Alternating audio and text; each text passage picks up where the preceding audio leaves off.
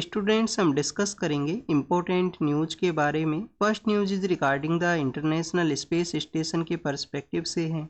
Space station के वहाँ पे कुछ एस्ट्रोनॉट्स हैं जिनको कि सेंड किया गया था कुछ दिनों के रिगार्डिंग में, बट फिर टेक्निकल इश्यू होने की वजह से 8 to 9 मंथ का जो टाइम पीरियड है उसके लेटर फेज के अंदर में उनको वापस से जो अर्थ है वहाँ पे लाया गया।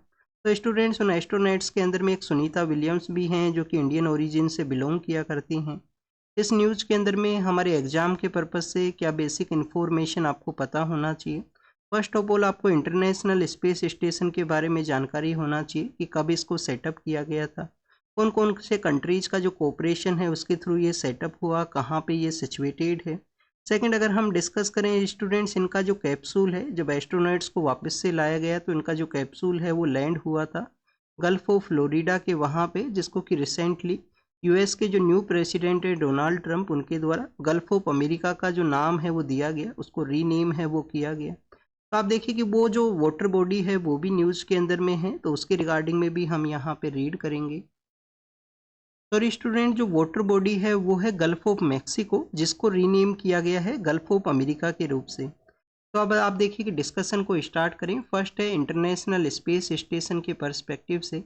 इंटरनेशनल स्पेस स्टेशन है जिसको कि एज ए कोऑपरेशन के रूप से सेटअप किया गया था 1998 के समय में। 1998 के समय सेटअप हुआ। कौन कौन से कंट्रीज़ का यहाँ पे कोऑपरेशन है, तो फर्स्ट आप देखिए कि यूनाइटेड स्टेट ऑफ अमेरिका है, फिर रसिया नाम का जो कंट्री है वो इसका पार्ट है, फिर यूरोपियन यूनियन है वो भी इसका पार्ट है, जापान एंड कनाडा है। तो एक बार फिर से कंट्रीज का जो नेम है उसको रिवाइज कीजिए। फर्स्ट आप देखिए कि यूएसए है, फिर रसिया है, यूरोपियन यूनियन के कंट्रीज इसका पार्ट है, यूरोपियन यूनियन इसका पार्ट है, फिर जापान है, और फिर स्टूडेंट्स कनाडा है, फिर कनाडा है। तो ये 5 जो 4 कंट्रीज हैं, वन आप देखिए कि यूनियन है, उनके थ्रू इसको सेटअप है वो किया गया एज ए कोऑपरेशन के रूप से। ये बेसिकली एज ए इंटरनेशनल जो स्पेस स्टेशन है एज ए सस्पेंडेड लेबोरेटरी के रूप से स्पेस के अंदर वर्क किया करता है। वहाँ पे कंटिन्यूस किसी ना किसी कंट्री का जो एस्ट्रोनॉट्स हैं उनका प्रेजेंस हुआ करता है, वो अपना जो रिसर्च एक्टिविटीज़ हैं उनको कैरी आउट करते हैं, अपने ऑब्जर्वेशंस को कैरी आउट करते हैं। कहाँ पे ये सिचुएटेड है, जो हमारा लोअर अर्थ ऑर्बिट का जो एरिया है वहाँ पे ये सस्पेंडेड सिचुएशन के अंदर ये जो लेबोरेटरी है वो सिचुएटेड है। स्टूडेंट जब इसको ओरिजिनली बिल्ड किया गया था इंटरनेशनल स्पेस स्टेशन को, तो आप देखिए कि 15 ईयर्स के रिगार्डिंग में इसको बनाया गया था। पर प्रेजेंट समय में आप देखिए कि 27 ईयर्स हैं वो कंप्लीट हुए हैं, क्योंकि 2025 के समय 27 ईयर्स इसके कंप्लीट हो गए हैं। और आने वाले कुछ समय के अंदर में 2030 या 31 का टाइम पीरियड यूएसए के द्वारा बताया गया कि जब इसको डीकमीशन है वो कर दिया जाएगा। उसके बिहाइंड में रीज़न ये है स्टूडेंट, जिस यहाँ पे मटेरियल के थ्रू इसको बिल्ड किया गया वो भी आप देखिए कि समय के साथ में उसके अंदर में क्वालिटी के अंदर डिक्लाइन हुआ होगा। उसका एक मेजर रीज़न ये भी है कि वहाँ पे जो इंटरनेशनल स्पेस स्टेशन है वो आप देखिए कि एक दिन के अंदर में 16 टाइम्स अर्थ के रिगार्डिंग में जो रोटेशन है उसको कैरी आउट करता है। 16 टाइम्स अर्थ को रोटेट करता है एक कंप्लीट डे के अंदर में। इसके अलावा स्टूडेंट्स वन साइड इसका जो आपको एक्सट्रीमली हॉट रहेगा, वन साइड आप देखिए कि टेम्परेचर है वो एक्सट्रीमली हॉट हुआ करता है, और अदर साइड के अंदर में जो टेम्परेचर है वो आप देखिए कि काफ़ी ज़्यादा लोअर है, काफ़ी ज़्यादा कोल्ड है, वो ऑब्जर्व किया जाता है। मटेरियल इशू भी है। इसके अलावा स्टूडेंट्स एटमॉस्फेरिक ड्रैग का भी इशू है कि जो ग्रेविटेशनल जो फोर्सेज हैं वो इसको ड्रैग करते हैं। तो ग्रेविटेशनल ड्रैग भी यहाँ पे एक मेजर इशू है जिसकी वजह से आने वाले समय के अंदर इसको डीकमीशन है वो किया जाएगा। तो ये तो बेसिकली इंटरनेशनल स्पेस स्टेशन के बारे में जानकारी हुआ। नेक्स्ट अगर हम डिस्कस करें गल्फ ऑफ मैक्सिको, या आप देखिए कि जो गल्फ ऑफ मैक्सिको जिसको कि गल्फ ऑफ अमेरिका के रूप से जो चेंज है वो किया गया है यूएस के जो न्यू प्रेसिडेंट है उनके द्वारा। स्टूडेंट्स बेसिकली यूएस का जो साउथ वेस्टर्न पार्ट को अगर आप ऑब्जर्व करोगे, यूएस का जो साउथ वेस्टर्न पार्ट है आप देखिए कि ये डेट फ्लोरिडा जो पेनिनसुलर रीजन है वो सिचुएटेड है। यहाँ पे आपको जो क्यूबा नाम का जो आइलैंड है वो आपको देखने के लिए मिलेगा, क्यूबा नाम का जो आइलैंड है। तो इस तरीके से ये गल्फ का एरिया है, गल्फ ऑफ मैक्सिको इसको बोला करते हैं, न्यू नेम है गल्फ ऑफ अमेरिका।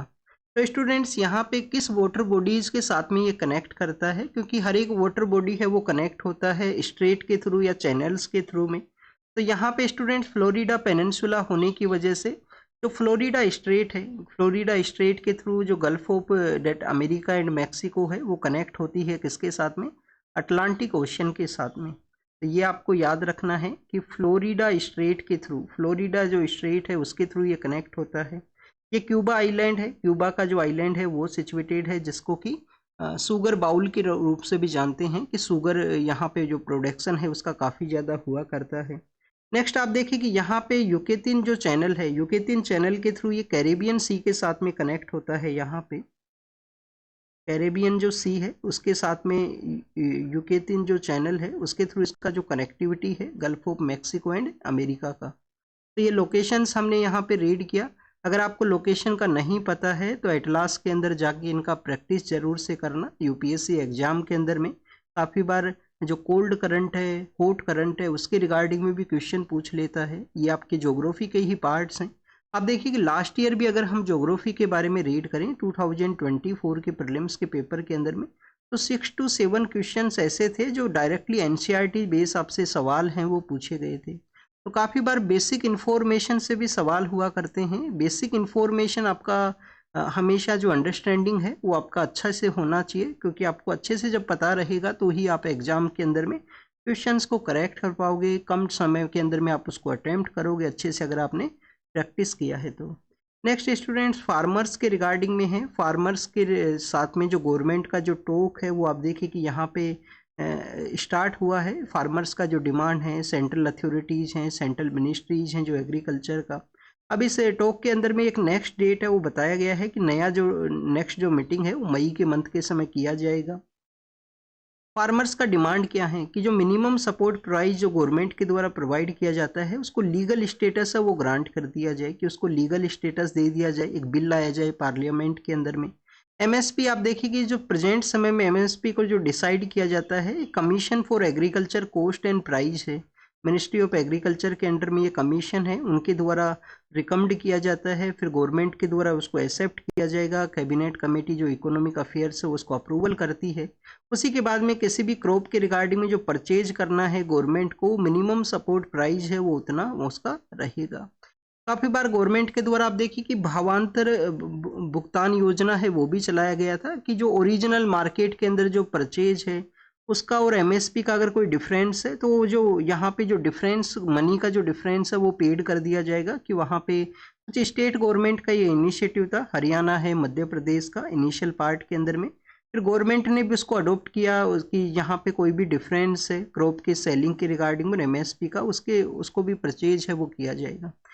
क्या यूपीएससी एग्जाम के अंदर में एमएसपी के रिगार्डिंग में क्वेश्चंस पूछता है? यस स्टूडेंट, 2018 के अंदर तो आप देखिए कि 2-3 क्वेश्चंस पूछे गए थे एग्रीकल्चर के पर्सपेक्टिव से। एग्रीकल्चर का एक जो वेटेज है वो काफ़ी सही है। आपको काफ़ी सारे जो क्वेश्चंस हैं वो देखने के लिए मिलेंगे। काफ़ी बार आपसे पूछ लिया जाएगा इनमें से कौन सा क्रॉप है वो रबी का क्रॉप है। ये 2020 के समय भी क्वेश्चन था, रबी एंड खरीफ का जो क्रॉप है उसके रिगार्डिंग में। तो आपको जब भी इन टॉपिक्स को प्रिपेयर करो, रीड करो, तो काफ़ी अच्छे से रीड करना।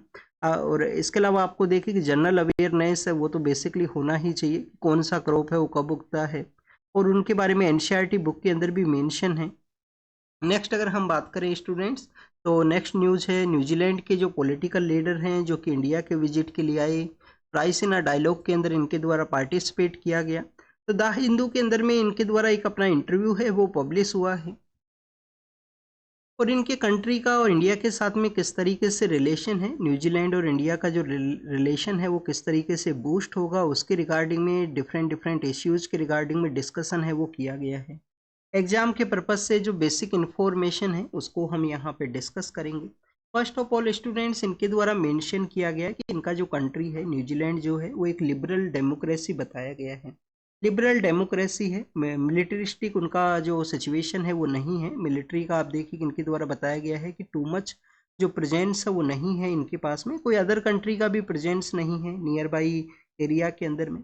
इसी वजह से इनके द्वारा जो क्वेड नाम का जो ग्रुप है, क्वेड जो कौन कौन से कंट्रीज हैं स्टूडेंट्स, क्वेड के अंदर में प्रेजेंट समय में United state of America, India, Japan and Australia. तो ये 4 कंट्रीज जो क्वेड इस जो मिलिट्री अलायंस है जो कि इंडो पैसिफिक रीजन के अंदर में एक safe, inclusive and open Indo Pacific region को इस्टेब्लिश करने के रिगार्डिंग में सेटअप किया गया था। तो न्यूजीलैंड के द्वारा डिनाई किया गया कि मिलिटरिस्टिक कंट्री ना होने की वजह से ये क्वेड को ज्वाइन है वो नहीं करेंगे। फिर इनके द्वारा बताया गया है कि क्वेड को तो ये नहीं ज्वाइन करेंगे, बट इंडिया के साथ में जो बाइलेटरल डिफेंस एग्रीमेंट है वो इनके द्वारा कैरी आउट किया गया है। फ्यूचर के डिफेंस के पर्सपेक्टिव से जो लाइक माइंडेड कंट्री हैं जैसे कि ऑस्ट्रेलिया है, जो बाइलेटरल डिफेंस के जो एग्रीमेंट साइन हुए हैं, बाइलेटरल डिफेंस के जो एग्रीमेंट साइन हुए हैं, तो इनके द्वारा बताया गया कि जो लाइक माइंडेड कंट्रीज हैं इनके साथ में, जैसे कि ऑस्ट्रेलिया के साथ में इनके अच्छे रिलेशन है मिलिट्री डिफेंस के पर्सपेक्टिव से। साउथ ईस्ट एशिया के जो कंट्रीज हैं उनके साथ में भी अच्छे रिलेशन है, और इंडिया के साथ में भी जो डिफेंस एग्रीमेंट है वो साइन किया गया है। अब प्रेजेंट समय में इंडिया के साथ भी साइन किया गया, और अपने आप को मिलिट्रिस्टिक कंट्री ना बताते हुए क्वेड का जो ज्वाइनिंग प्रपोजल है उसको इनके द्वारा डिनाई है वो किया। नेक्स्ट आप देखिए कि इनके द्वारा ग्लोबल ऑर्डर के पर्सपेक्टिव से मेंशन करते हैं कि हमारा जो लोकेशन है वो इस तरीके से इम्पोर्टेंट है कि ग्लोबल ऑर्डर है उसको इंश्योर किया जाए, ग्लोबल ऑर्डर इंश्योर यहाँ पे हो। फ्रीडम ऑफ नेविगेशन है उसको कैरी आउट किया जाए, हर एक कंट्री का जो सोर्निटी है उसको भी बेसिकली अदर कंट्रीज के द्वारा जो रेस्पेक्ट है वो किया जाए, जो कि यूएन चार्टर के अंदर में मेंशन है, जो कि यूएन चार्टर के अंदर में मेंशन है। फिर स्टूडेंट्स इनके जो डोमेस्टिक इश्यूज हैं उसके रिगार्डिंग में, जहाँ पे आप देखिए कि एंटी इंडिया सेंटीमेंट के कुछ पर्सन्स के द्वारा एक रेफरेंडम को कैरी आउट किया गया था, उसके रिगार्डिंग में ये बताते हैं कि इंडिया के साथ में इनके रिलेशंस हैं इनको बूस्ट करने हैं, बट इनका जो डोमेस्टिक जो पॉलिटिक्स है उसके अंदर में किसी भी अदर कंट्री का ये जो नैरेटिव है उसको नहीं कैरी आउट करेंगे, ये इनका यहाँ पे मेंशन है। यूक्रेन को ये सपोर्ट प्रोवाइड करते हैं यूरोपियन यूनियन के साथ में मिलके। आप देखिए कि यूक्रेन को जो मिलिट्री सपोर्ट है, मिलिट्री डिफेंस के अंदर में जो कोऑपरेशन को कैरी आउट करते हैं। इंडिया के साथ में न्यूजीलैंड का जो बाइलेटरल ट्रेड है वो $2 बिलियन है, $2 बिलियन है, तो इसको बूस्ट करने का यहाँ पे एक टारगेट रखा गया है। स्टूडेंट्स न्यूजीलैंड जो है वो 5 आई अलायंस ग्रुप का पार्ट है। 5 आईज क्या है? 5 आईज बेसिकली आप देखिए कि इंटेलिजेंस का एक अलायंस है, जिसको कि इंटेलिजेंस शेयरिंग का एक अलायंस है। 1945 वर्ल्ड वॉर सेकंड के समय इसको क्रिएट किया गया था, सॉरी 1940s के समय में। वर्ल्ड वॉर सेकंड के समय इंटेलिजेंस को शेयर किया करते थे कुछ कंट्रीज इसके थ्रू में, जिसमें मेजर पावर है यूनाइटेड स्टेट ऑफ अमेरिका और यूके। फिर आप देखिए कि बाद में अदर कंट्रीज उनको भी ज्वाइन करवाया गया, जिसके अंदर एक कंट्री है कनाडा, एक कंट्री है आप देखिए कि ऑस्ट्रेलिया है और न्यूजीलैंड है। कनाडा, ऑस्ट्रेलिया और न्यूजीलैंड है वो इसके पार्ट हैं। नेक्स्ट अगर हम बात करें क्या स्टूडेंट्स, इंडिया के रिगार्डिंग में भी यहाँ पे कुछ कंसर्न्स थे 5 आई अलायंस के। तो आप देखिए कि एक जो कनाडा के द्वारा जो एलिगेशंस लगाए गए थे जब ये अलायंस है वो काफ़ी ज़्यादा न्यूज़ के अंदर में था कि इंडिया के द्वारा कुछ यहाँ पे किसी पर्सन का असैसिनेट किया गया, उसके अंदर इंडिया का रोल था, ऐसे एलिगेशंस थे कनेडियन अथॉरिटीज़ के, जिसको कि इंडिया के द्वारा डिनाई है वो किया गया था। तो ये बेसिकली आप देखिए कि हमने न्यूजीलैंड के रिगार्डिंग में रीड किया। एक बार न्यूजीलैंड का जो लोकेशन है उसको हम यहाँ पे प्रैक्टिस करते हैं। सपोज कीजिए स्टूडेंट्स यहाँ पे जो ऑस्ट्रेलिया है वो सिचुएटेड है, सपोज करना ये ऑस्ट्रेलिया है, यहाँ पे आपको 2 आइलैंड कंट्रीज के रूप से न्यूजीलैंड है वो देखने के लिए मिलेगा। ये जो वाटर बॉडी है वो कौन सा है? तस्मान सी का एरिया है।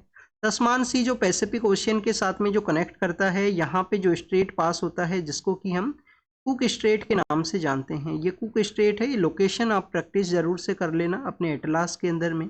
नेक्स्ट अगर हम डिस्कस करें स्टूडेंट्स, हमारे जो वाइस प्रेसिडेंट सर हैं उनके पर्सपेक्टिव से हैं। वाइस प्रेसिडेंट सर के द्वारा राज्यसभा के डिस्कशन के अंदर में इनके द्वारा मेंशन किया गया कि जो फ्री बीच का जो कॉन्सेप्ट है, जो पॉलिटिकल पार्टीज वोटर्स को इन्फ्लुएंस करने के पर्सपेक्टिव से प्रोवाइड करती हैं। हर एक पॉलिटिकल पार्टी आप देखिए कि फ्री बीच के अंदर में उनका इन्वॉल्वमेंट है किसी ना किसी तरीके से। तो फ्री बीज के रिगार्डिंग एक डिबेट है वो होना चाहिए। हमारा जो पब्लिक जो मनी है, पब्लिक इन्वेस्टमेंट है, उसको एफिशिएंट वे के अंदर में किस तरीके से यूज किया जाए। एक मेंबर ऑफ पार्लियामेंट है उनके द्वारा डिमांड ये किया गया था कि जो प्रेजेंट समय में एमपी लेड का जो स्कीम है कि किसी भी जो मेंबर ऑफ पार्लियामेंट है उसको लोकल एरिया डेवलपमेंट के रिगार्डिंग में जो पैसा यहाँ पे प्रोवाइड किया जाता है 5 करोड़ जो रुपये हैं, जो कि ministry of statistics and programme implementation के अंडर में आता है ये स्कीम।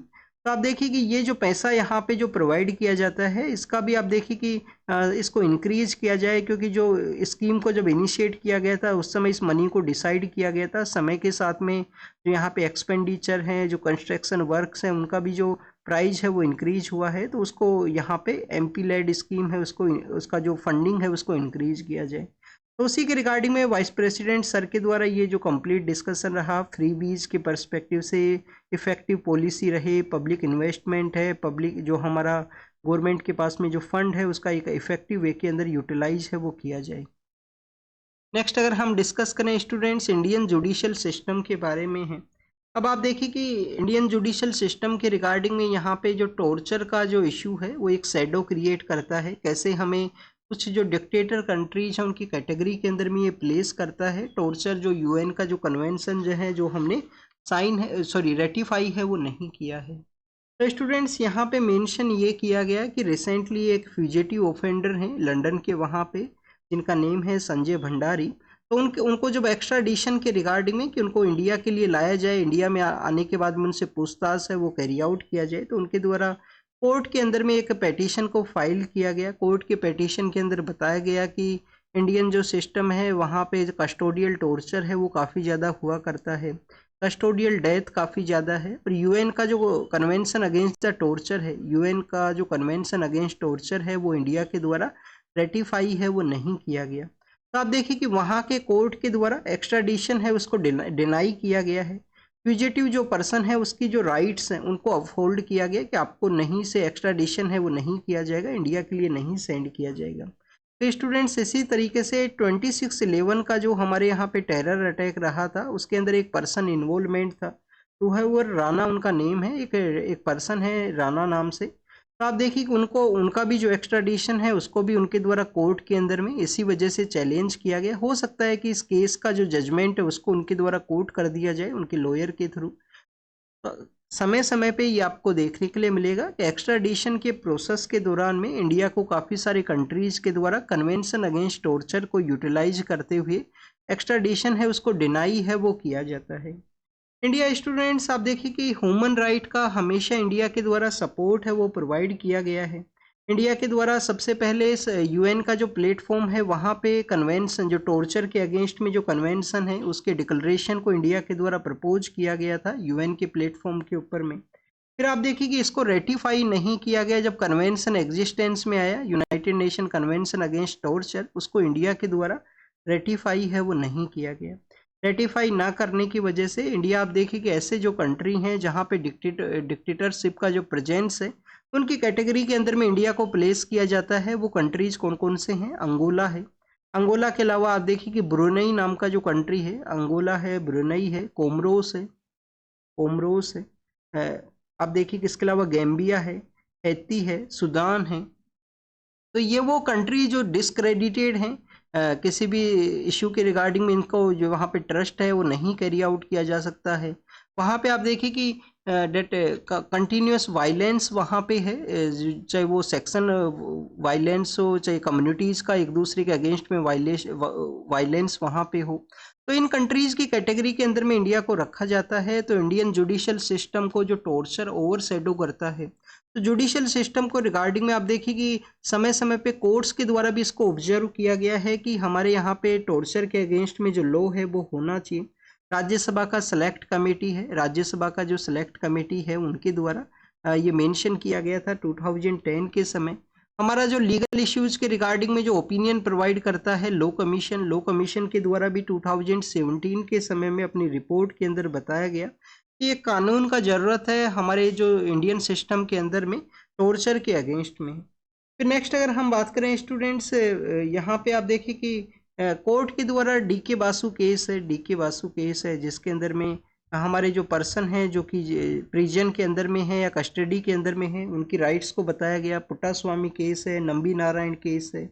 तो जिस भी तरीके का ये बेसिकली एक डेंट क्रिएट करता है, इसको हमें रिजोल्व करने का ज़रूरत है। जुडिशियल सिस्टम को आप देखिए कि उसका जो इम्पोर्टेंस है उसको इस्टेब्लिश करने का ज़रूरत है और टॉर्चर को ओवरशैडो है ना किया जाए हमारे यहाँ पे जुडिशियल सिस्टम को।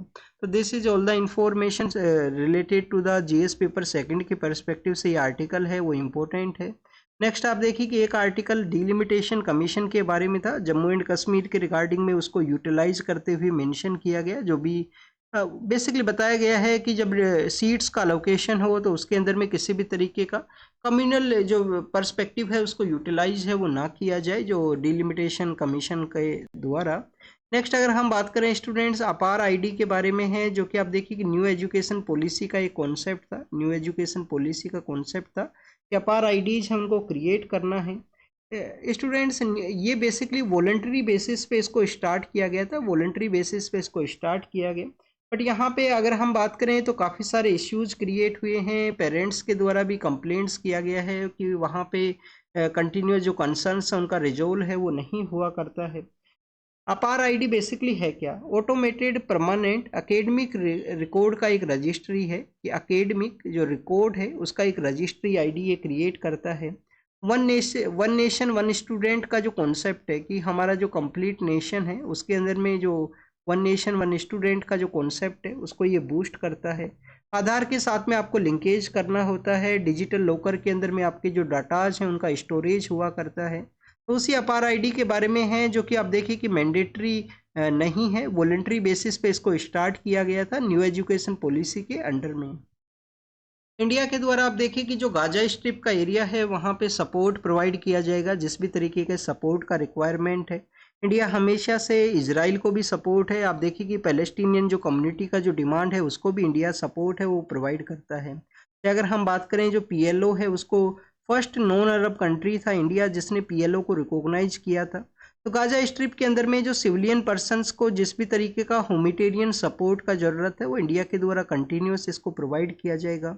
यूनाइटेड नेशन का एक रिलीफ एंड वर्क एजेंसी भी है, रिलीफ एंड वर्क एजेंसी भी है जो 1948 के समय क्रिएट हुआ था। पैलेस्टीनियन पर्सन जिनका कि डिफरेंट डिफरेंट एरियाज़ के अंदर माइग्रेशन हुआ, जैसे कि लेबनान के अंदर में, जॉर्डन के अंदर में, इजिप्ट के वहाँ पे, उन सभी एरियाज़ के अंदर में जो बेसिक सर्विस हैं जैसे कि उनको एक जो रहने के लिए जगह प्रोवाइड किया जाए, फूड उनको प्रोवाइड किया जाए, बच्चों को एजुकेशन प्रोवाइड किया जाए, तो रिलीफ एंड वर्क एजेंसी जो कि यूएन का एजेंसी है उसको भी सेटअप किया गया था। गवर्नमेंट के द्वारा बैंक्स को इंसेंटिवाइज है वो किया जाएगा, जिनके द्वारा डिजिटल पेमेंट है उसको बूस्ट किया गया। आप देखिए कि डिजिटल पेमेंट इंडिया के अंदर में बूस्ट हुआ है, उसके बिहाइंड में रीजन्स ये भी हैं कि हमारे यहाँ पे मोबाइल्स का प्रेजेंस होना, लोगों के पास में मोबाइल्स होना, टेक्नोलॉजिकल इस तरीके से अपग्रेड किया गया है कि मोबाइल पेमेंट है जिसके थ्रू आप देखिए कि डिजिटल जो पेनिट्रेशन है हमारे आइसोलेटेड एरियाज वल्नरेबल एरियाज वहाँ पे भी ये इंक्रीज है वो हुआ है। नेक्स्ट अगर हम बात करें स्टूडेंट्स गोकुल मिशन के बारे में, कुछ एडिशनल उनको जो फंडिंग है जो सपोर्ट है वो प्रोवाइड किया गया है गोकुल मिशन को, कैबिनेट ने उसका अप्रूवल किया गया। गोकुल मिशन है क्या? गोकुल मिशन बेसिकली 2014 के समय सेंट्रल गवर्नमेंट के द्वारा इसको स्टार्ट किया गया था कि हमारी जो इंडिजीनियस ब्रीड हैं, इंडिजीनियस कैटल्स हैं, उनका कंजर्वेशन हमें करना है। जो इंडिजीनियस जो कैटल्स हैं उनका जो बेसिकली आप देखिए कि जो कंजर्वेशन है वो करना है, मिल्क प्रोडक्शन को बूस्ट करना है, इसके थ्रू मिल्क का जो प्रोडक्शन है उसको हमें बूस्ट करना है। और स्टूडेंट्स किसी भी तरीके का कोई डिजीज़ का बर्डन है कैटल्स के अंदर में उसको भी आप देखिए कि यहाँ पे रिड्यूस है वो करना है, डिजीज़ से यहाँ पे डिजीज़ के रिगार्डिंग में जो सपोर्ट है वो भी प्रोवाइड करना है। तो ये हमारा बेसिकली मिशन गोकुल था जो कि हमारे इंडिजीनियस जो ब्रीड्स हैं उनके कंजर्वेशन के रिगार्डिंग में milk production and disease control के पर्सपेक्टिव से है। Ministry of animal husbandry dairy and fisheries के अंडर में है। Ministry of animal husbandry dairy and fisheries के अंडर में इसको सेटअप किया गया। सेंट्रल गवर्नमेंट के द्वारा फंडिंग है उसको प्रोवाइड किया जाता है। चीफ ऑफ डिफेंस स्टाफ का जो हमारे पोस्ट है, जो हमारे सीडीएस सर हैं अनिल चौहान सर, उनके द्वारा बताया गया कि टेक्नोलॉजी जो है वो आप देखिए कि सर्विलेंस के अंदर में किसी भी तरीके से जो सपोर्ट है किसी भी ऑपरेशन के अंदर में वो प्रोवाइड करता है, जो मिलिट्री ऑपरेशन हो, पुलिस का कोई ऑपरेशन हो, और ग्राउंड का जो इंटेलिजेंस है उसको यहाँ पे रिप्लेस है वो नहीं किया जा सकता। स्टूडेंट्स ह्यूमन इंटेलिजेंस को अभी भी आप देखिए कि हमारे इंटेलिजेंस का जो सेक्टर है उसके अंदर में ह्यूमन इंटेलिजेंस जो पर्सन टू पर्सन इंफॉर्मेशन को शेयर किया जाता है उसको आज भी वन ऑफ द प्योर वे के अंदर में जो इंटेलिजेंस का जो पार्ट है वो माना जाता है शेयरिंग के पर्सपेक्टिव से। तो उसी को मेंशन किया गया है। सीडीएस आप देखिए कि जब कारगिल का जब वॉर होता है हमारे वहाँ पे, कारगिल वॉर के बाद में एक कमेटी बनता है जिसको कि कारगिल रिव्यू कमेटी के नाम से जानते हैं। के सुब्रमण्यम वो कमेटी है जिसके द्वारा रिकमेंड किया गया कि एक सिंगल पॉइंट एडवाइजर होना चाहिए गवर्नमेंट को, जो सिंगल पॉइंट के अंदर में हमारा जो एयर डिफेंस है, जो आप देखिए कि टेरिटोरियल डिफेंस और नेवल डिफेंस है, उसके रिगार्डिंग में जो भी एडवाइस करना है वो कैरी आउट कर सके। इस वजह से सीडीएस का जो पोस्ट है वो 2020 के समय क्रिएट किया गया था। फर्स्ट जो सीडीएस हैं जनरल बिपिन रावत थे, फिर आप देखिए अनिल चौहान सर हैं वो सेकंड सीडीएस हैं प्रेजेंट समय के अंदर में। नेक्स्ट अगर हम बात करें स्टूडेंट्स फिलीपाइंस के पर्सपेक्टिव से है, फिलीपाइंस इंडिया का जो स्क्वाड है उसको ज्वाइन करना चाहता है, जिसके अंदर में एक ओपन इंक्लूसिव जो पैसिफिक एंड इंडियन ओशियन है उसको प्रोवाइड किया जा सके। फिलीपाइंस का आप देखिए कि साउथ चाइना जो सी है, साउथ चाइना सी के अंदर में चाइना के अगेंस्ट में काफ़ी सारा जो कन्फ्लिक्ट है वो रहा करता है। चाइना के द्वारा इनकी टेरिटोरियल एरिया के अंदर में एग्रेशन को कैरी आउट किया गया, ये भी इनके एलिगेशन से वो हुआ करते हैं। तो international date sorry South China Sea के बारे में है। अभी रिसेंटली जो फिलीपाइंस है वो इंटरनेशनल क्रिमिनल कोर्ट की वजह से भी न्यूज़ के अंदर में था। वहाँ के जो एक्स जो पॉलिटिकल लीडर हैं उनके द्वारा आप देखिए कि इंटरनेशनल क्रिमिनल कोर्ट के द्वारा उनको गिल्टी है वो माना गया था कि ड्रग का जो क्राइम है उसके रोकने के रिगार्डिंग में उनके द्वारा ह्यूमैनिटेरियन जो वायलेंस है, जो यहाँ पे जीनोसाइड का जो एक्टिविटी है उसको किया गया था। नेक्स्ट अगर हम बात करें स्टूडेंट्स वर्ल्ड के पर्सपेक्टिव से है, यूएस के द्वारा आप देखिए कि होती रेबल का जो एरिया है यमन, यमन नाम का जो कंट्री है वहाँ पे अटैक्स किया गया है। होतीज के द्वारा भी रेड सी के अंदर में यूएस का जो यहाँ पे जो ट्रेड है उसको आप देखिए कि टारगेट है वो किया गया, होतीज के द्वारा भी टारगेट किया गया है। इसको ऑलरेडी हम डिस्कस कर चुके हैं। नेक्स्ट आप देखिए कि सूडान के बारे में है। सूडान के वहाँ पे पैरामिलिट्री फोर्सेज के द्वारा पिछले कुछ दिनों के अंदर में 50 के आसपास जो लोग हैं उनको एलिमिनेट किया गया है। टर्की के रिगार्डिंग में है, टर्की ने 2022 के समय अपना जो नेम है वो चेंज किया था, तुर्कई अपना जो नाम है वो किया था। तुर्कई आप देखिए कि वहाँ पे जो मेयर हैं, इस्तांबुल सिटी के जो मेयर हैं उनको अरेस्ट है वो किया गया है, कुछ करप्शन के जो चार्जेज हैं उसके रिगार्डिंग में। और बेसिकली वहाँ के पॉलिटिकल जो लीडर हैं उसके ये राइवल हैं, वहाँ के पॉलिटिकल लीडर के एक राइवल हैं, एक राइवल ग्रुप भी था जिनके द्वारा अभी वायलेंस को छोड़ दिया गया है, वायलेंस उनके द्वारा नहीं कैरी आउट किया जाएगा। टर्की के वहाँ पे ब्लैक सी के सदर्न पार्ट के अंदर में है स्टूडेंट टर्की। कुछ पार्ट आप देखिए कि एशिया के अंदर भी इसका शेयर होता है, एशिया माइनर के नाम से भी इसको जानते हैं। रवांडा एंड आप देखिए कि democratic Republic of Congo, M23 जो रेबल ग्रुप है उनका जो वायलेंस था वहाँ पे, तो उसको बेसिकली पीस है उसको इस्टेब्लिश करवाया गया है कतर के द्वारा अपनी लीडरशिप के अंदर में। तो कतर के जो पॉलिटिकल लीडर हैं उनके द्वारा सीज फायर एग्रीमेंट है उसको साइन करवाया गया। यूएस के जो पॉलिटिकल लीडर हैं उनके द्वारा ये कहा गया है कि आने वाले समय के अंदर में यूक्रेन के जो पावर प्लांट्स हैं उनका ओनरशिप उनके अंडर में रहेगा, जिससे कि बेटर सिक्योरिटी है वो प्रोवाइड किया जा सके। यहाँ पे बेटर सिक्योरिटी को इंश्योर करने के पर्सपेक्टिव से यूएस के लीडर के द्वारा ये कहा गया है। अभी आप देखिए कि यूक्रेन के द्वारा भी डिमांड किया गया था कि जो एनर्जी सेक्टर के जो एरियाज हैं उसके ऊपर अटैक ना हो, सिविलियन इंफ्रास्ट्रक्चर के ऊपर अटैक ना हो, जिससे कि उनको रीबिल्ड किया जाए तो ज़्यादा मनी है वो खर्चा वहाँ पे ना आए।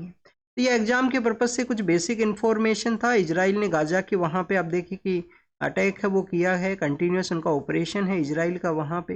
तो this is all the information related to the today's newspaper. आप इसको रीड कीजिए, रिवाइज कीजिए, जो भी इंफॉर्मेशन आपको मिला है उसको नोट डाउन कीजिए। Thank you students, thank you very much.